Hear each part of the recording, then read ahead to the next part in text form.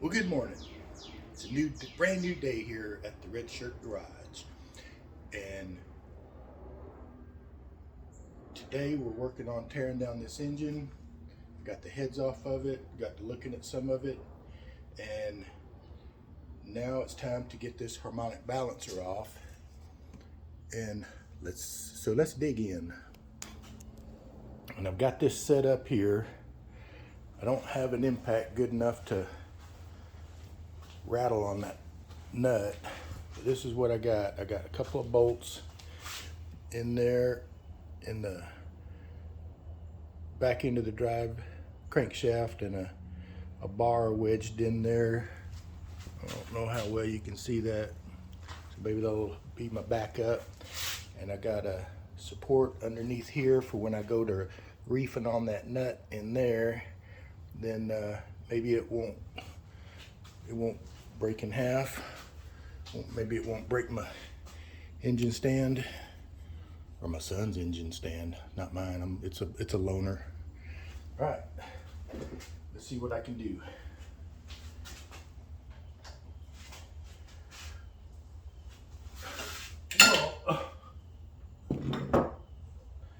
That was a bunch of a big nothing burger.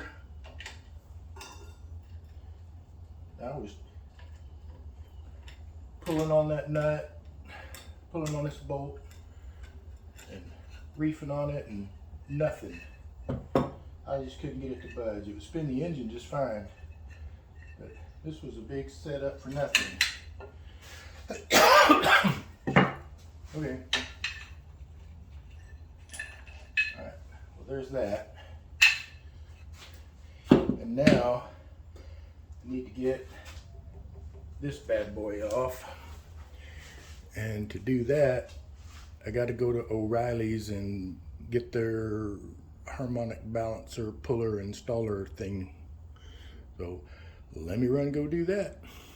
I'll be right back. I'm back from O'Reilly, and I got this here puller set. This little thing will go on there, and these bolts will hold it on there, and then this right here goes in the thing, and you turn it and pulls that right off of there. This is really a cool, pretty cool deal O'Reilly's got. They carry a lot of these specialty tools that you probably only ever use once or twice in your whole life, and for 25 bucks deposit, you can rent it, and 48 hours you carry it back, they give you your money back. So it's a loan program that they've got, and it is awesome. They've got a lot of these different tools, again, that you probably would never buy because you only need them once or twice in your whole life. So keep that in mind when you're doing stuff. So let's get this set up. And find the right bolts that fit your balancer, and these are it here. So, and then find these. That'll go there.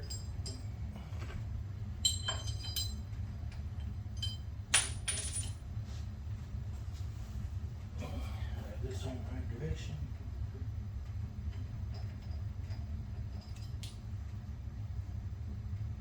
You know what? I need to do something real quick. That was close. I almost screwed up big time. I had my seeing far away glasses on, and I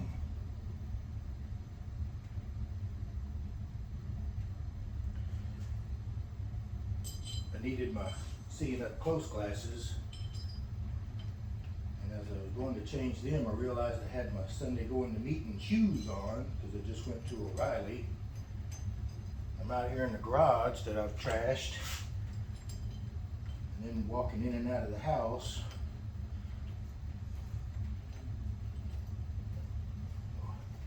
Now I got my work shoes, my up close glasses, on, and now we're in good shape. Get these threaded in here good ways.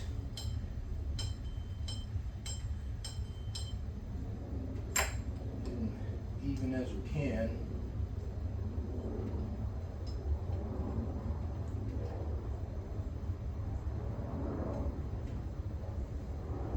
It doesn't look like it's threaded in there straight.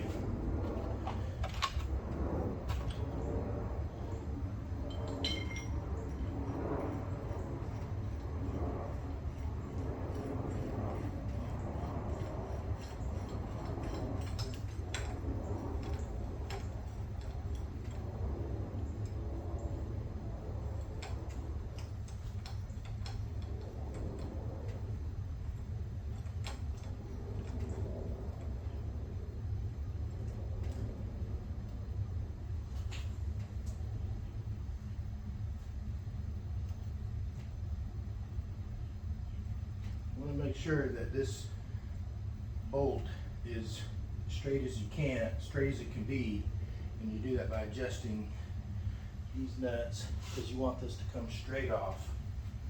Now your wrench to go on that.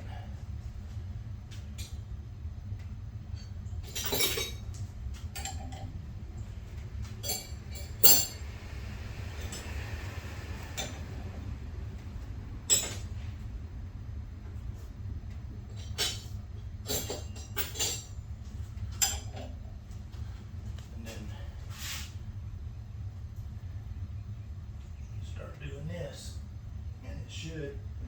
Yep, I just felt it give.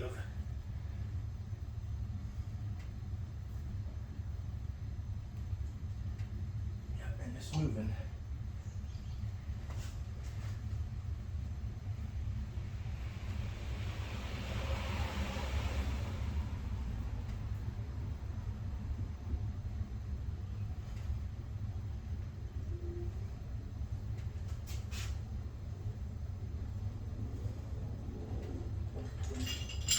We have it. That's something that really should not improvise and use pry bars and hammers and stuff, because you damage this and or you're in trouble. If you damage this, you're even in worse trouble. So cool. That worked great. Thanks again to O'Reilly's. Get all this put back together. This kit.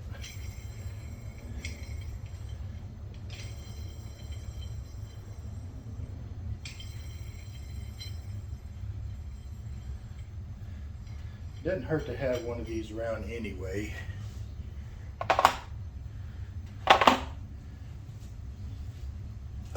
But I just don't see me using it very often. And for nothing, I can go down there and borrow one. Yeah, that's a good deal. And then O'Reilly's is really just across the street. I could walk there if I need to. And I have. Let's take a look at this balancer first.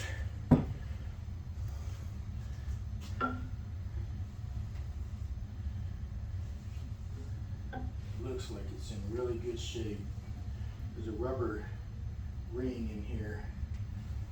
I don't see any cracks in it. I don't see any. This right here where the seal is. It's worn a little bit. See that? Yeah. Here. I can't feel that. It's just a clean spot from where the seal rides. Oh, that's in great shape. We can reuse that. Not a problem.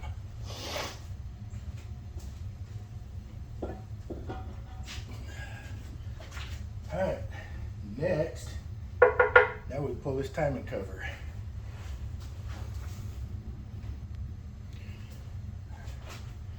As the engine is running, this is spinning, and there's a gear on here with a chain going around another gear for the camshaft, and as it's driving, the engine is running, it's spinning the camshaft at the same time, and that's where all of the magic happens.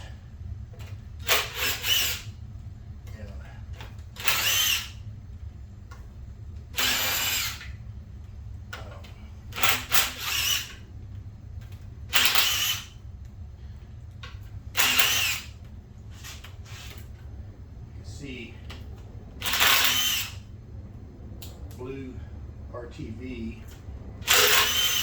another indication this is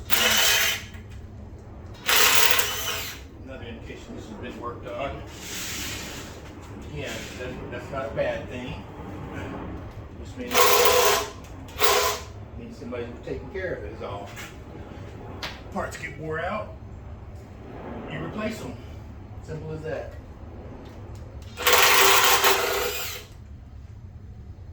All of them. Yeah. All right. Where's my little screwdriver?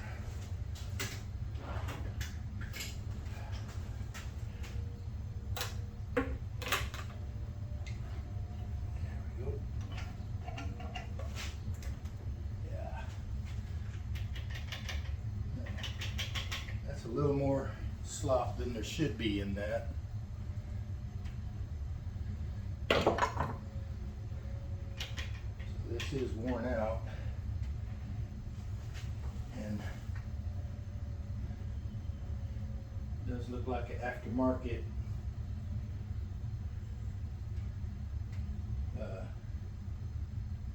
timing gear. Let's get that. Oh, britches is ripped again.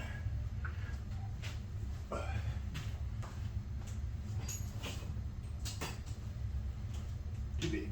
Yep.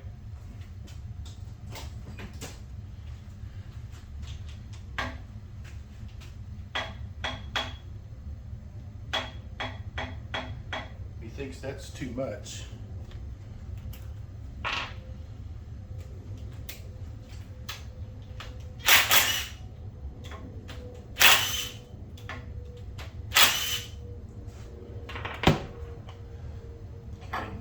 Slide right off of there. Now, the gear's in good shape. It's just really the timing. The chain looks. We'll replace all of this.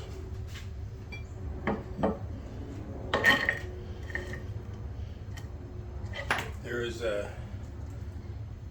I was told in my younger years, the timing chain. Let me get around here. You lay it like this.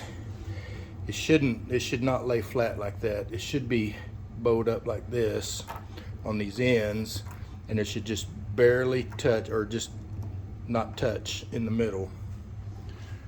Whether that's true with modern equipment, I don't know, but that's just what we used to do in the olden days, like in the last century. All right. See, now get this cam should come right out. I got the fuel pump out, so this rod that rides on the cam is not going to be in the way. So just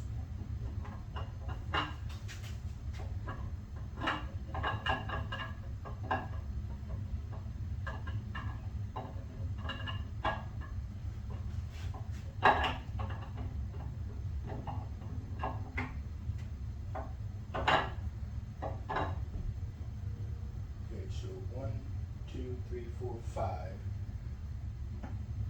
This is for the fuel pump here. So 1, 2, 3, 4. This, oh yeah, that thing's gone.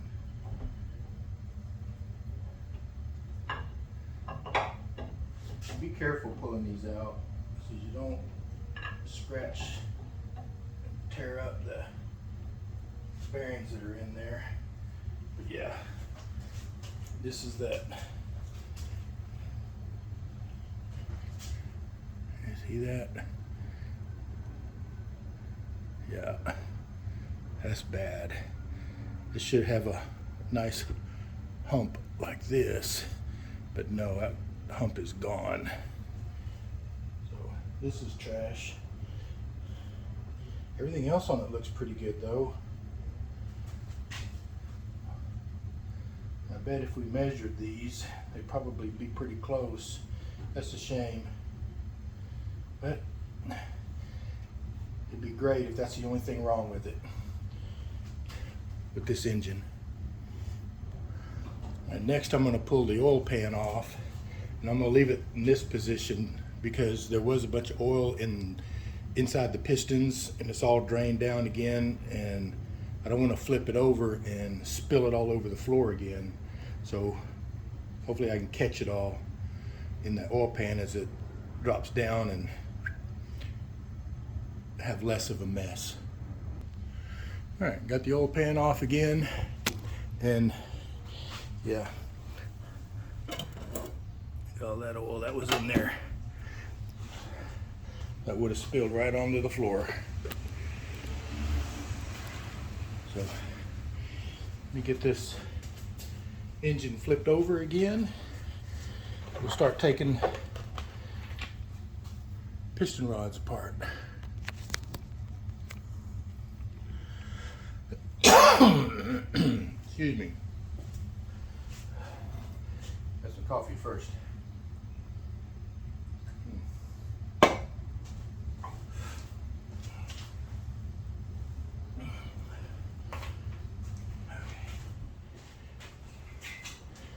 Things gets more stuff you take off, the lighter this thing gets, the easier it is to spin and do things with.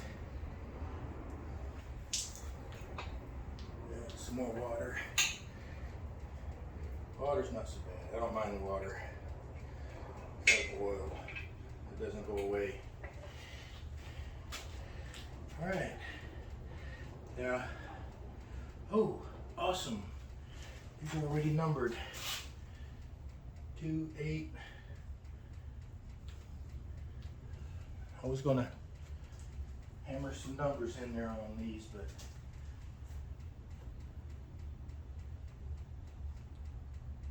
2, 4. That one got a number.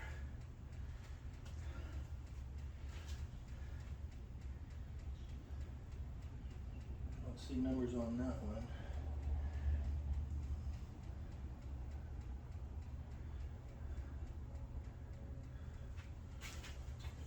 Look at this a little bit more. I'm going through here. All of these are numbered, but I don't know which way they go.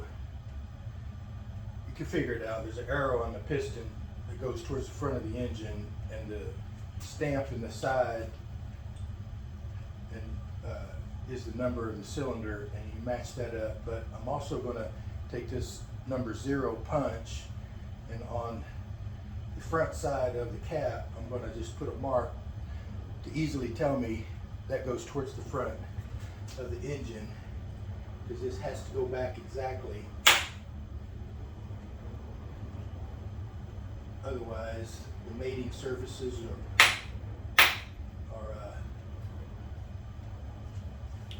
won't be the same, and I expect that'll give you problems.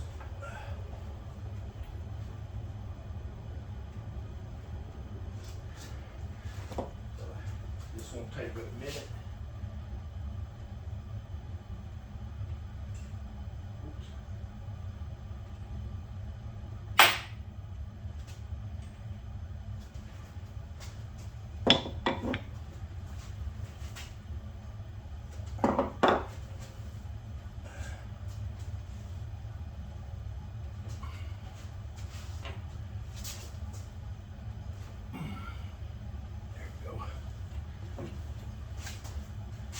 Feels good and tight. I mean, that's good.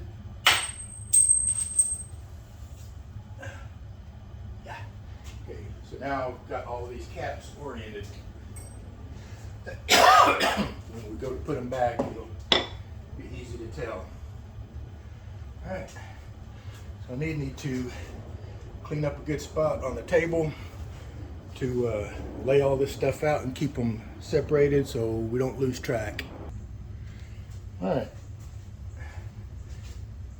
got the oil pump taken back off, and I'm going to pull this piston. This is 2, 4, 6, 8, 1, 3, 5, and 7. So I'm going to pull number 7, and I didn't see a number 7 stamp on here, so I stamped it number 7. That ain't going to come. So I need a ratchet.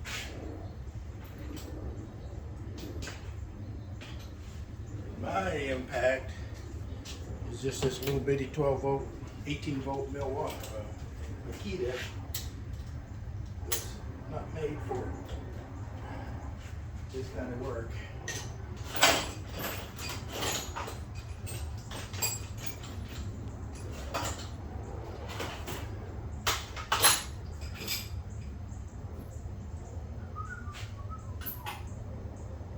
Socket goes already on there. Let's do this 5/8. 9/16.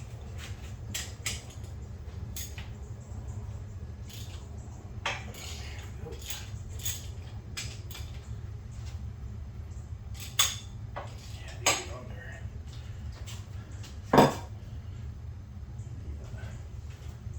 Do this though. Loosen and break them loose with that, and then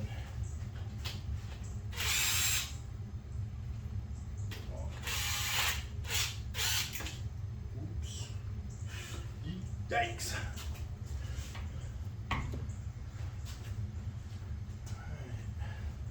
Let's see.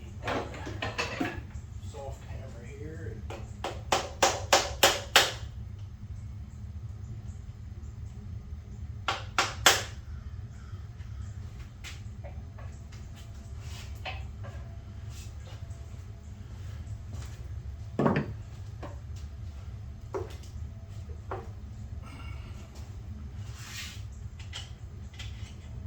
Moment of truth.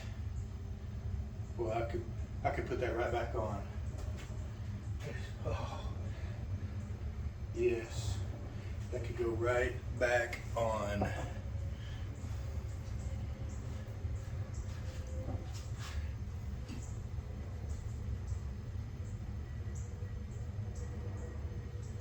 Maybe not. There is a couple of little scratches, but you see that?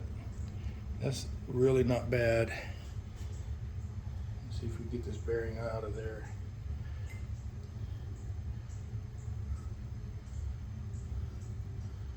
Oh, looks like it's been polished. My machinist brother-in-law will get here tomorrow and we'll all look at all that together.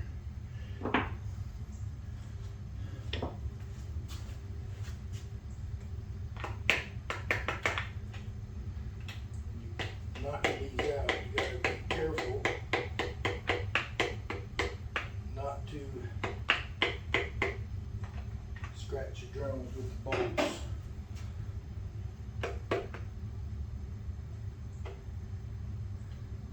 Like I'm doing now.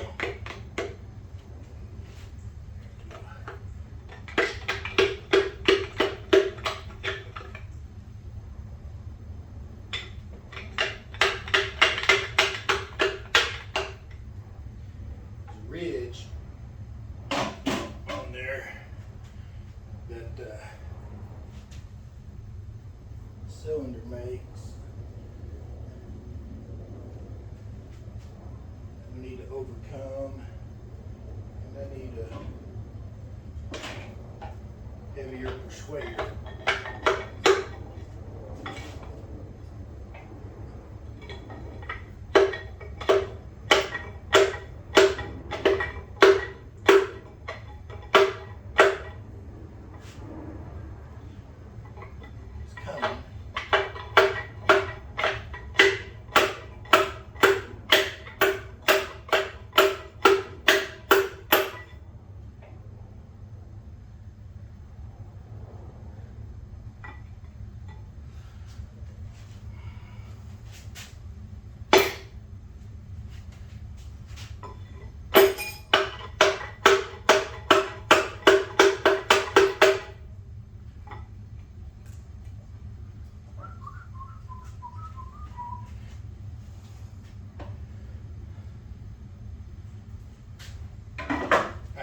about this. All right, I finally got it out.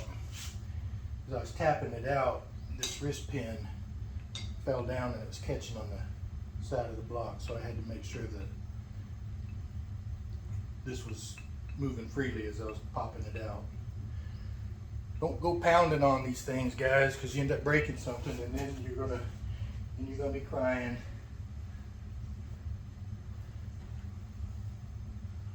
All right, but the drums look really good.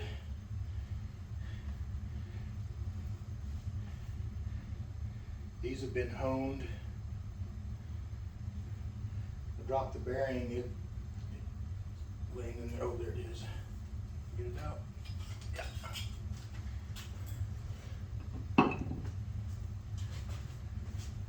It's in really good shape.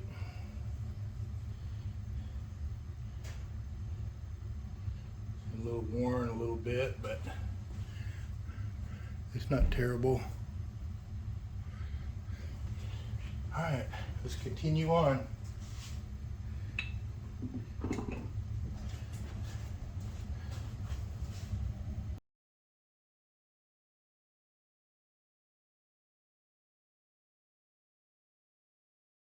I think I see the source of the knocking or issue.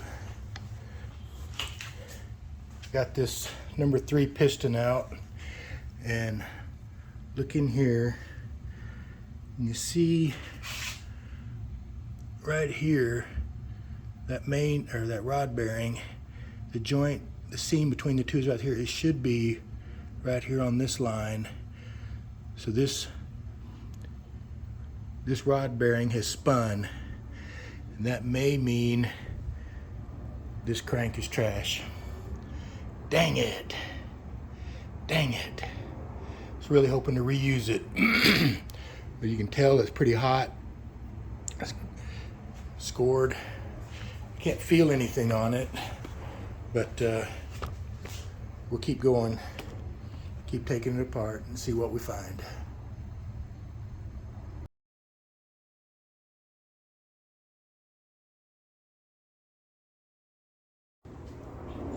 Okay, I'm pulling the piston on that one that's got the spun bearing, and I don't know what the cause is, but these, I'm gonna guess, say these weren't torqued very well because they were very loose. Well, not very loose. They were not tight. Not near as tight as the rest of them. Now, that might have been because it's gotten hot and stretched and all that, but I kind of suspect that this rod cap missed getting torqued properly.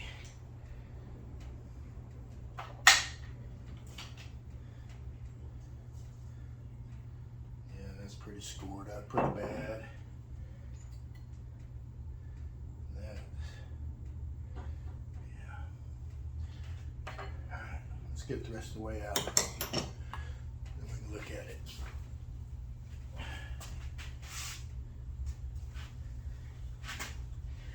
And that's the brand new piston too.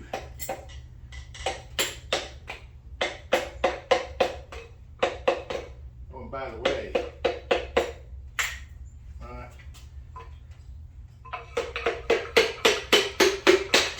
counting skills are terrible because I'm numbering these the wrong way. Yeah. Look at this. Piece of metal in there. Right here.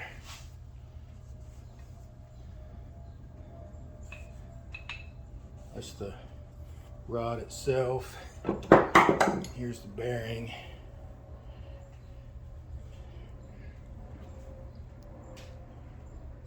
Yeah.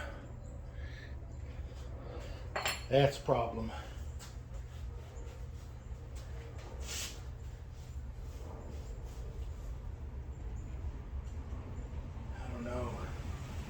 I don't know if this will clean up or not.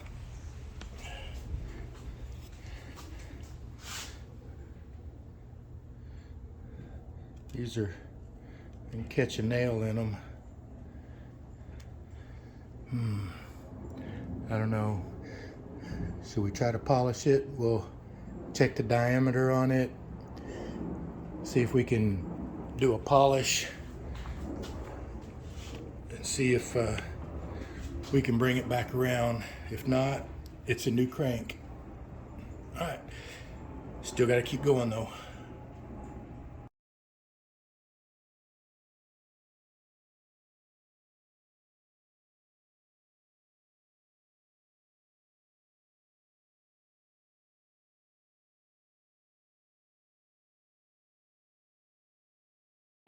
Okay, wasn't that fun? Got them all the pistons out. And now I'm going to take this crank out. I got to find a place to put it. And we'll do some evaluating on it. And I don't know if it can be saved or not. It's pretty scored. Tell you what, while it's in here, let me go get my measuring tool. Do I have it out here or is it in the house? Yeah, it's in the house. I'll be right back. Okay, got my micrometer here. Let's see.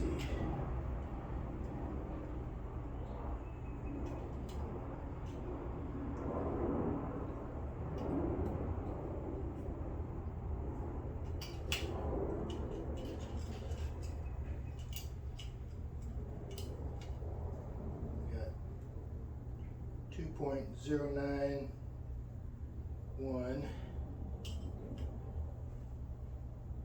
2.89590. So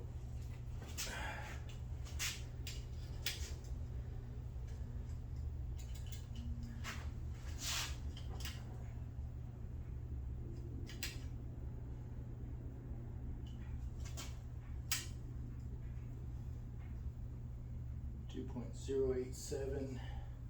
What is this one? 09. Yeah, I don't know. That might be more than we can overcome. See what my brother-in-law has to say. He's the machinist. He's gonna say no. He's gonna say that's a mile off.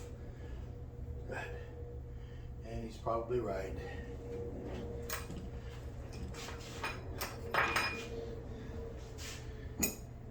I believe he's done this once or twice more than I have. Ooh, and I'm missing the rod cap bolt. Down in there somewhere? Probably.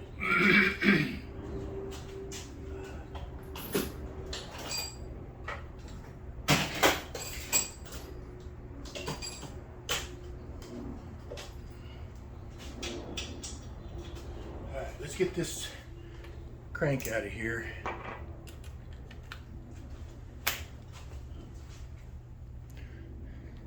First, I got to put a clear spot to put it. All right, got a spot.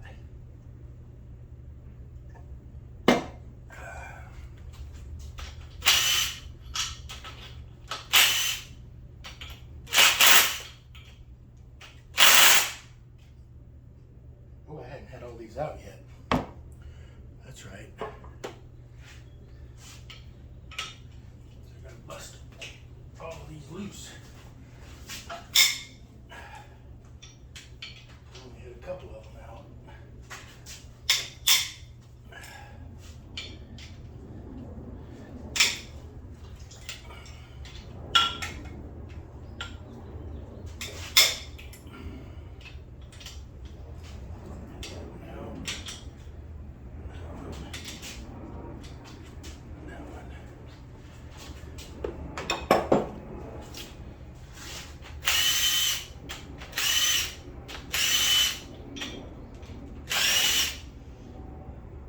label them? Yes.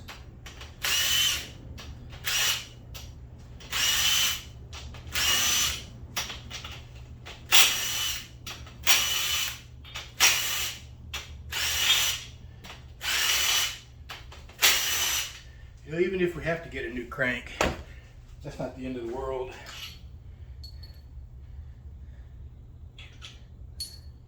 I think that'll be all right. As long as this block's in good shape. We'll find that out here shortly.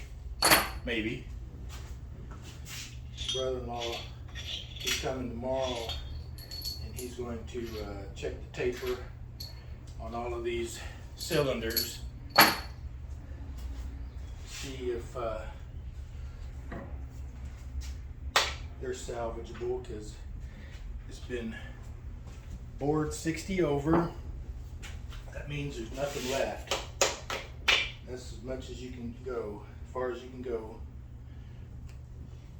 And if I should have left those bolts in there while I did that.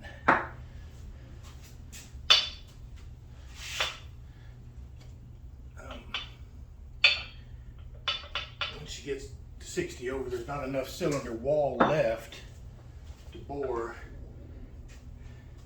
Then you're talking about putting sleeves in. Ooh.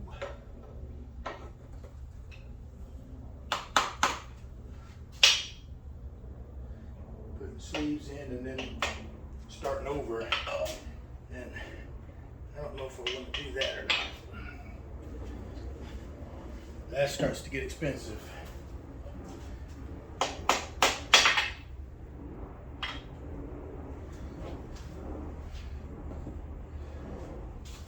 Alright.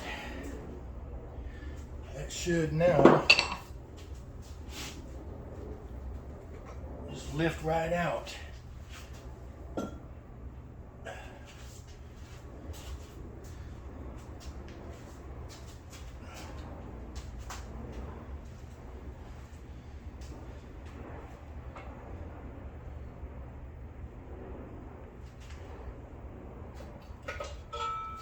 Just like that. The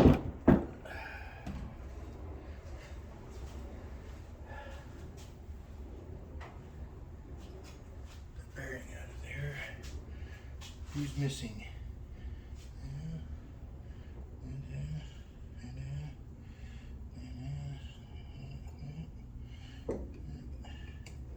You are about nuts. Is there a nut down in there?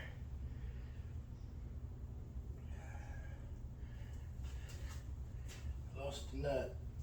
Where'd it go?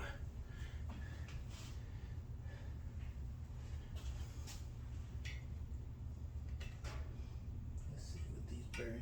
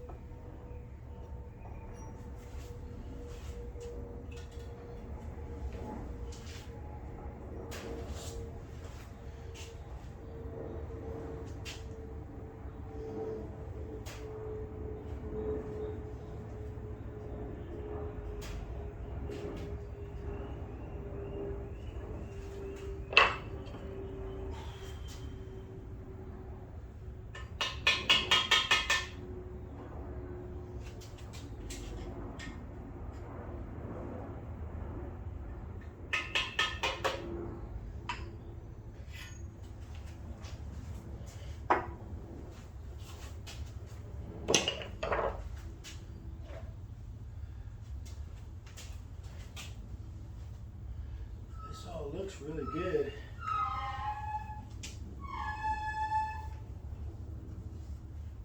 Yeah, I think, you know, the underside here looks really good.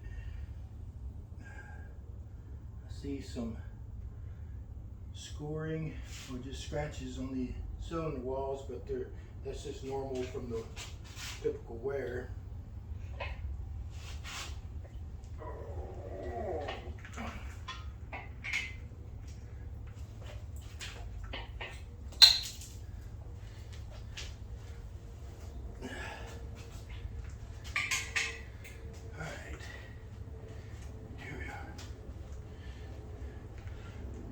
the light.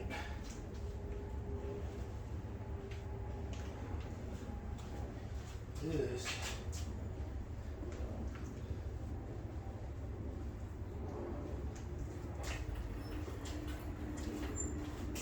I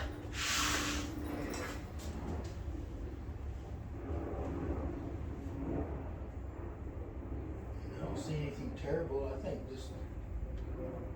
think these will hone out real good. Let's take a closer look.